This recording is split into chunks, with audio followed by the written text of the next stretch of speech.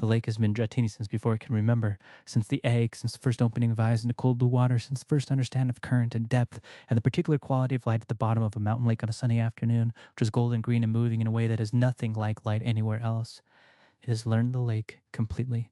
The exact depth at the deepest point, the temperature of the spring feeding the eastern cove, the species of fish that schools at the northwestern shallows at dawn, the way sound travels through water at different temperatures. What it has not learned is the surface. The surface is a boundary, the place where the world it knows ends and another world begins, visible from below as a wavering mirror that shows the sky in the distorted, light-bent way of all reflections.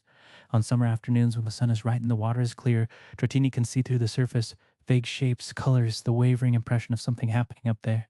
It has seen the children before, that at Store's edge, their shapes familiar enough over the years that it recognizes them, the particular flicker of small, fast-moving creatures, the sounds that come through the water surface, dulled and changed, but still clearly the sounds of something that is happening. The laughter is the thing that finally does it.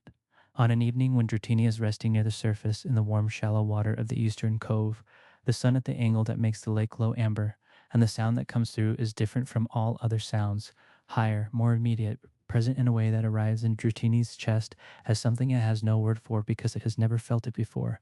It rises that dramatically, not breaking the surface in a spray, not announcing anything, but simply rising, the way you rise when you have finally decided something, until its eyes clear the surface for the first time in its life and the world above the lake comes into existence in full color and full sound and full presence. The children are 30 meters away, playing at the lake's edge in the evening light, and one of them looks up at exactly the right moment and sees Dratini's eyes above the water and goes completely still. The others look. Dratini looks back. The evening holds its breath.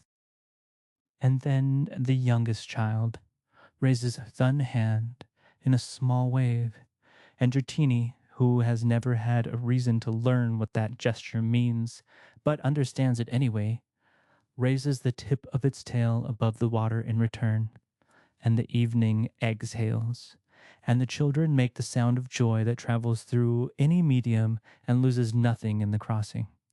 And Dratini floats at the surface of its lake in the amber evening light and discovers that the world above the water was always they, always warm, always waiting, and that it only ever needed the courage to rise.